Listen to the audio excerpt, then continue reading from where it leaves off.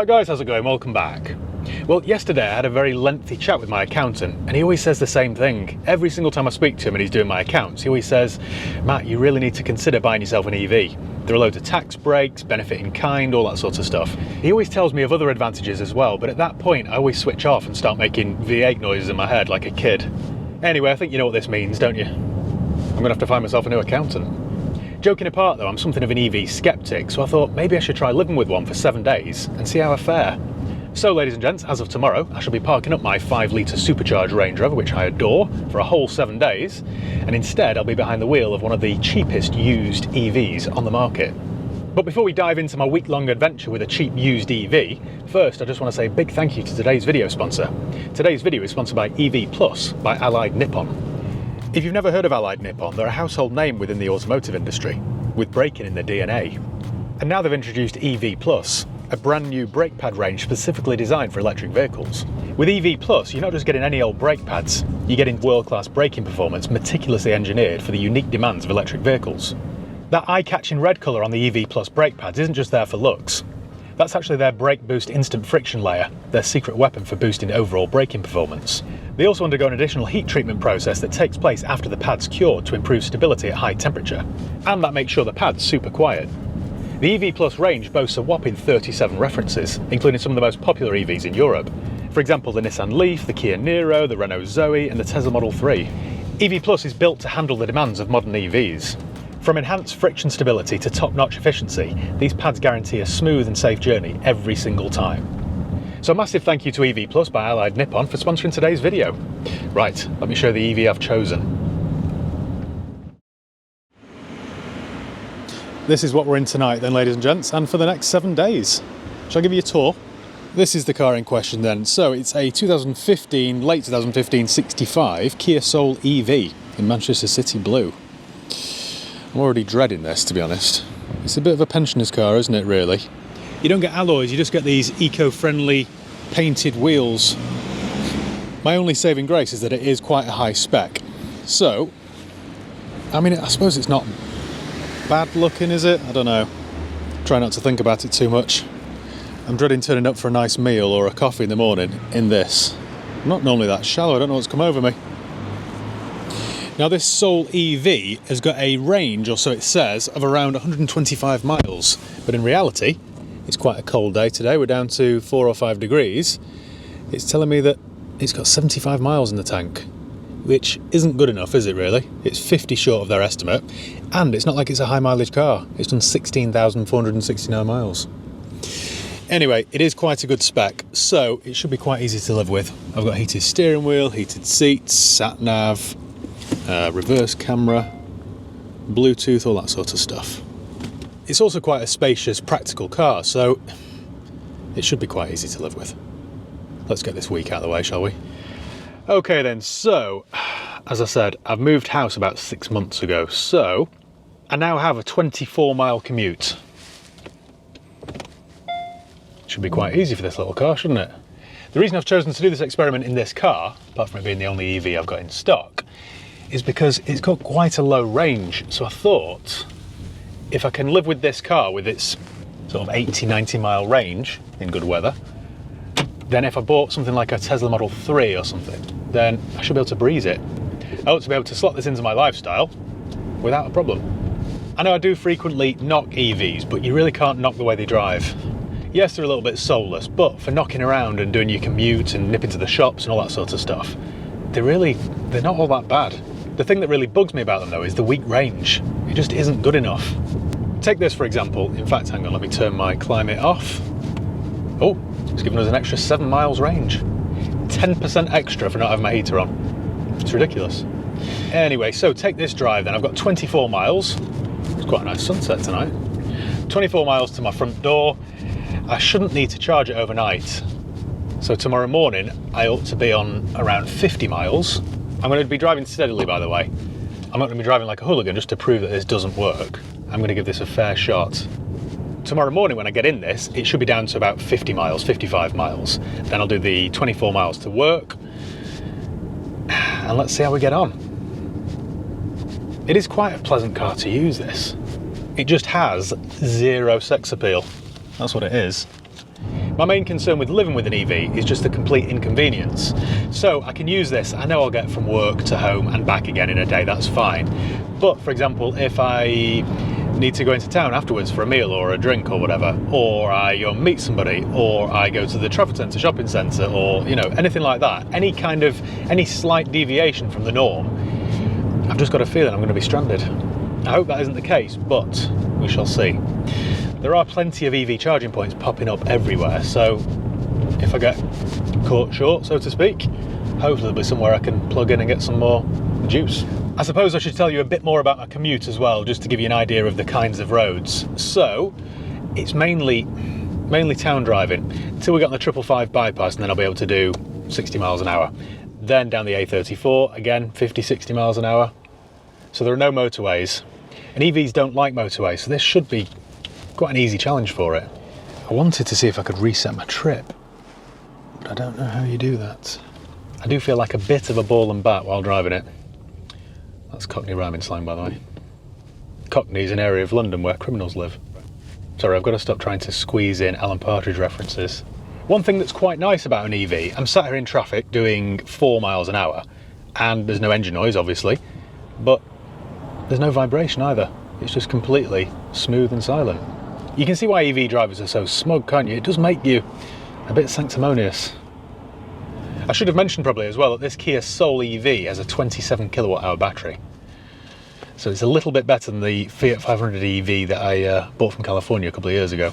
Thinking sensibly for once in my life, if I were to commute in something like this, I'd save a fortune, There's zero road tax, there's nothing to pay at all. Fuel, there isn't any. All I've got to do is pay for electricity, which I can, if I charge it overnight at off-peak times, a full tank should only cost me £3-4, as opposed to 125 in my Range Rover. Nope, get those sensible thoughts out of my head. It's not going to get me anywhere, is it? Okay then, ladies and gents, I think I'll continue with this commute, and I'll catch up with you later on. I'll let you know how I've fared. Right then, I've just got home. It was quite a pleasant journey, to be honest. I hate to say this. I drove it exactly as I would a petrol or diesel car. I wasn't taking any prisoners. I put my foot down, I had the heater on. There was a little bit of range anxiety, to be honest. I've still got plenty in the tank, but still, I can't help but feel like, I don't know, the clock's ticking and you're in the last few minutes. Do you know what I mean? It's that kind of feeling. I've used very nearly a quarter a tank of batteries. I've got a range left of 54 miles. So it's pretty much as I thought. And I've done exactly 24 miles. So I'm not going to bother charging this tonight. Everything's all right. So we'll try again in the morning. One thing I've noticed about this Kia Soul, actually, which is quite a funky feature, really. Let me show you this. I paired my phone to it and I was playing my own music. Watch these speakers. We're about to play Electric Feel Remix by Pax. You ready for this? Right, so we'll restart the song. Look at these speakers.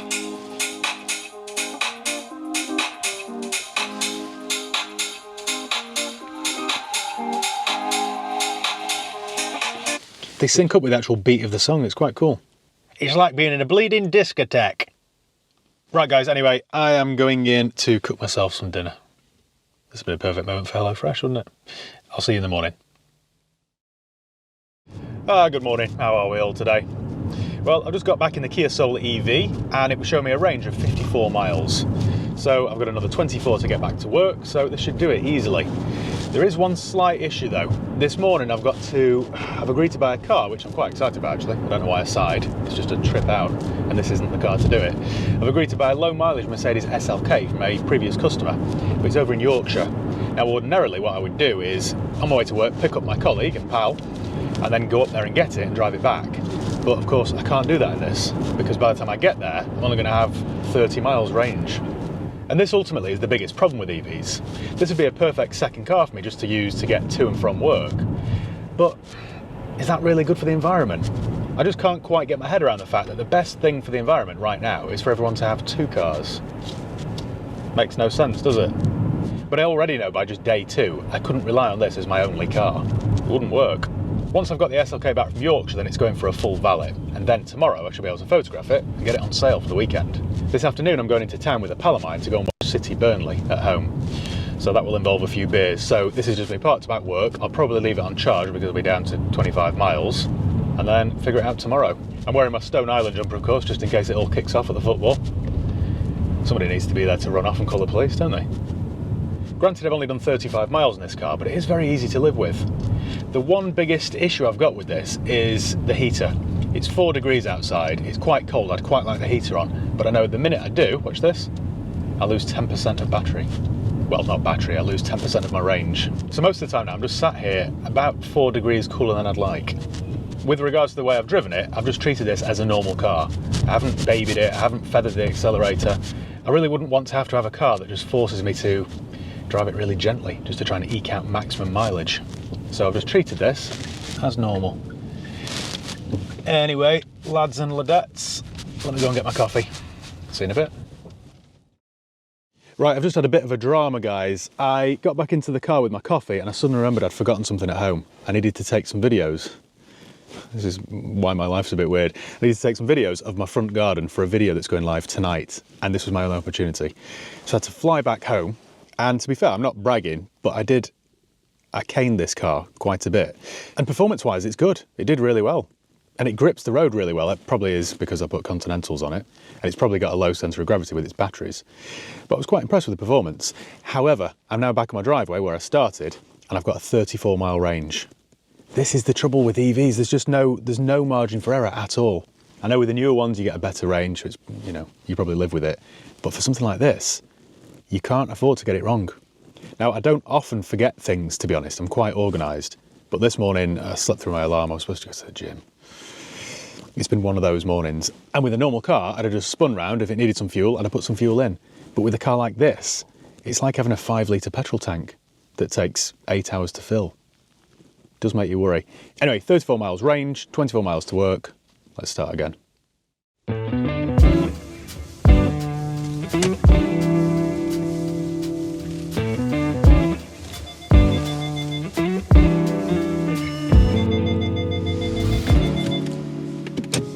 Well, I made it here with 8 miles spare. I did have sweaty palms at one point, and it wasn't just the heated steering wheel.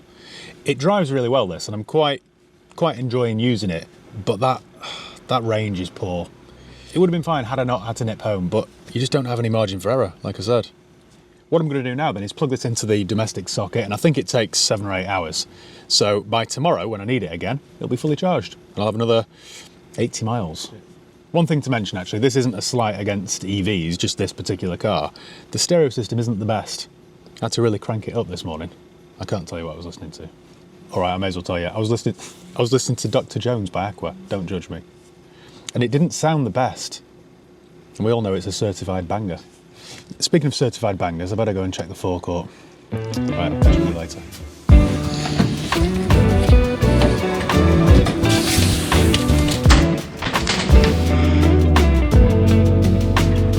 Good morning. Please bear with me today, guys, because I'm a little bit delicate. I'd love to tell you what happened, but I can't remember. Oh dear. Anyway, we're back in the Kia Soul EV, and you know something, this is the perfect car if you're mildly hungover. It's silent, it's not taxing in any way, shape or form, it's just completely effortless. And today I don't really have the energy to put much effort into anything. I'm sure a couple of cups of coffee and a Barocca and I'll be right as rain, but for now, I'm taking it a little bit easy. Unfortunately, I've got quite a busy day today as well. I've got lots of errands to run. Fortunately though, most of them are local, so this shouldn't be a problem for the Kia Soul EV. I've just unplugged this from the socket at work and I've got a 75-mile range. So as long as I can get all my jobs done and still have a range of 25 miles, I ought to be able to get home without a problem. Might be cutting it a little bit fine, but we'll do our best. That's all you can do. Now, I didn't leave this plugged in last night because I don't like leaving things charging overnight, especially when I'm not there. I didn't want the whole showroom to go up in smoke. Imagine it, can't you? There'd be asbestos clouds everywhere. The village of Romley would be like Chernobyl. I think it had about 7 hours charge though yesterday, and I asked the last person to leave just before they locked up, just to turn it off at the mains. And then, sure enough, this morning, it was fully charged anyway. My first job to do today is to finish off a video that I did with a Mark 6 Golf. I paid, I think, £900 for it, which seemed cheap, but it was cheap for a reason. It was a bit of a dog. I ran it to my mechanics and it isn't really worth fixing. I mean, it is, I suppose, but not for profit. There's no profit left in that car. So I'm going to go and finish the video with that. Sorry to ruin the ending. And what else? Oh, I bought a cheap Discovery Sport. I say cheap, it's quite a lot of money, but I think it's cheap for a Discovery Sport, and I quite like those. So I'm going to go and do the intro video for that. I've also got to nip to Stockport Mercedes and pick up some mats that I bought for my W222. Because I thought it was perfectly normal to spend £180 on some genuine beige carpet mats for a car that I'm just going to sell. That's normal, isn't it? It's what every one of us would do, I'm sure. So I think for now then, that's about it. I can't really tell you an awful lot else. I'll catch up with you later on, and hopefully I'll have made it home with a mile or two to spare. Wish me luck. Well, quick update for you. Today didn't exactly go to plan. Ended up using the Kia Soul EV much more than I'd anticipated. By the time I'd done all my errands and used it to pick up several cars, the range was down to 18 miles. Bear in mind I need 24 miles to get home. The weather's miserable and I thought I just can't be bothered being sat on the side of the A34 waiting for a lift. I'm not doing it. But there's no need to feel sorry for me because instead I jumped in this 2015 Mercedes S-Class that I bought last weekend. And I've thoroughly enjoyed it. This is a proper car. Forget EVs. That is one of the perks of my job, to be fair. So I've been and put some fuel in it, put it in the MID, taxed it, so we're all legal and legit. I know this is technically a video about living with an EV for 7 days, but what a car this is. It's the first W222 that I've ever had, and I love it. I love the fact that I've just brimmed the tank and I've now got a range of 540 miles. I could literally go anywhere in this. I like that silly EV that's just tethered to Stockport. It's ridiculous, isn't it, don't you think? Anyway, I've thoroughly enjoyed my drive home in this, whilst getting a massage from my heated seat. So much car for the money, this, it really is. Anyway, tomorrow I shall try and charge the Kia Soul EV. Rather than plugging it into the domestic socket at work, in the car park at work is, well, there are 4 or 5 EV charging points. So I might try those, see if they're any quicker.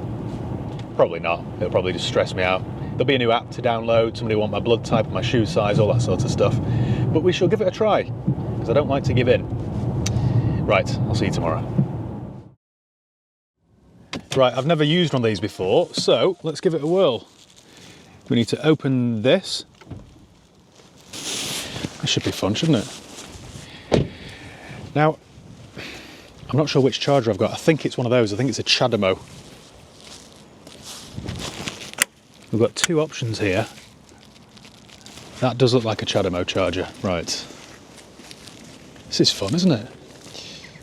Card payment.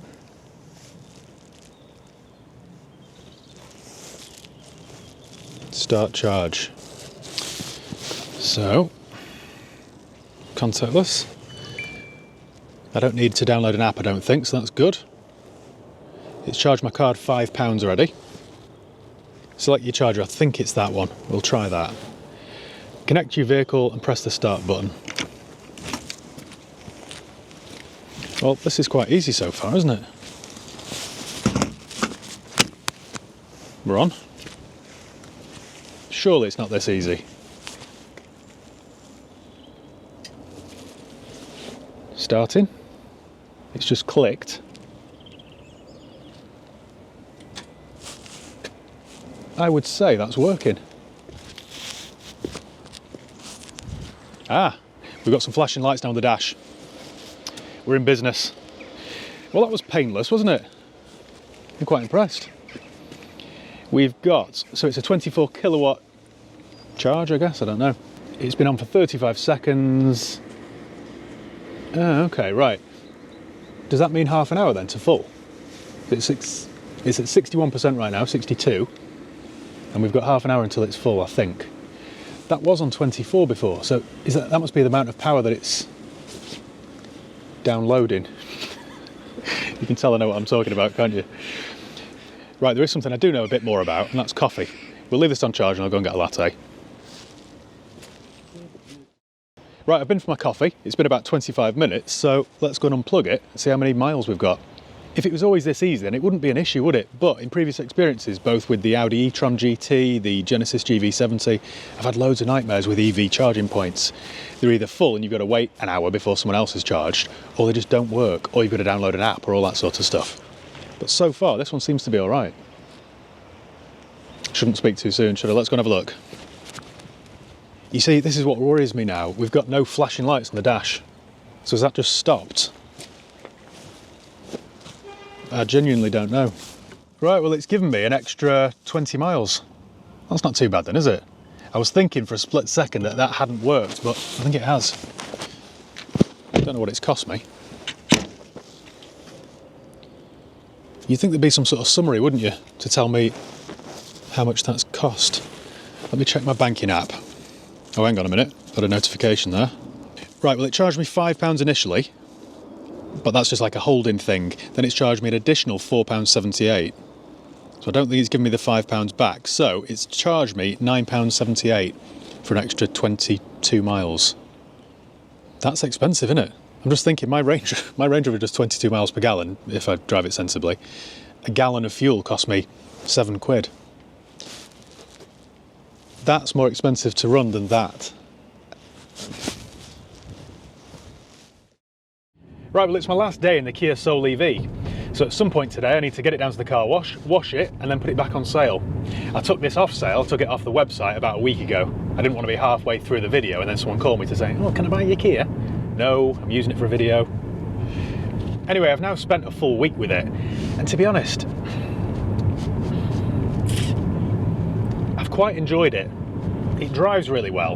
There are lots of benefits, really. And although I have missed my Range Rover, don't get me wrong, this has got all the, my mum would describe it as mod cons, which makes me shiver. Anyway, it does have all the mod cons. I've got heated steering wheel, heated seats, Bluetooth media, everything that you could wish for. So it is a really easy car to live with. However, the whole poor range and dodgy charging stations and all that sort of stuff just sucks the fun right out of it. As I've kind of proved, I could live with this car. I could just about make it work, as long as I had a backup Mercedes S-Class. There we go. How's that for consumer advice? You don't get this from other channels, do you? You know, thinking about it, many years ago, a mate of mine was a very early adopter of EVs, and he had a Nissan Leaf. But it was his second car. He knew that the range was poor, even when it was new, and he just couldn't rely on it if he ever needed to go to London or, you know, somewhere far afield. So he just had it as a spare car. And then for knocking around during the day, it was fine, doing the school run, all that sorts of stuff, no fuel at all. But if he needed to go somewhere further, he had a diesel car as well. So I suppose, to sum up, if you can live with the inconvenience of it and the expense of it, or the expense of charging publicly, if you were careful with it and planned ahead, you might be able to run around in one of these without ever needing to stop for a public charge. So you wouldn't have the inconvenience of that, or the added coffee bills, or the ridiculous cost of public electricity. There we go, turn my heater off because my face was on fire, and I've got an extra 6 miles. Where should we go? There's one thing in particular that I have really enjoyed about using this car, and that's the performance. The effortless, seamless, pin you into your seat performance. It's way quicker than you'd expect a Kia Soul to be. As you can probably tell by my rambling summary, it isn't a black and white subject. It's quite ambiguous. When I've charged this at both work and at home off-peak, I've got no doubt in my mind it is cheaper than running a petrol car. For example, I bought a Kia e-Niro recently, and that's got a range of about 180 miles. That'd be much easier to live with, wouldn't it? I'd never be caught out with that one, I don't think. So they are getting better. And also the public charging points are getting better as well. That one near work, for example, was quite easy. No apps, no nonsense. But they're not all that way. So I guess it just depends how much patience you've got, really, and how much free time. This is why, and I've said this before, and I don't wish this to sound offensive, an EV is perfect if you're retired. You've got nothing else to do, have you? So you can sit there and read your newspaper while it takes some charge. But for somebody that's busy and on the go all the time, I'm going to say no. I think. There we go. Thinking about it, next time my accountant suggests buying an EV, I'll politely decline. I'll listen, I'll be respectful, as always, but it's not for me. And to be honest, I've got no issue paying a bit of tax. You've got to put more in than you take out, haven't you? It's not the end of the world. So EVs then, they're not for everyone, and I think I knew that already. I hope that's been a fair assessment of my last 7 days with one. So thank you once again for watching. Make sure you give the video a thumbs up if you enjoyed it. Make sure you subscribe if you haven't done already. You can follow me on Facebook, Instagram, Twitter and TikTok. Just want to say a big thank you again to EV Plus for sponsoring today's video. And yeah, cheers guys. See you next time.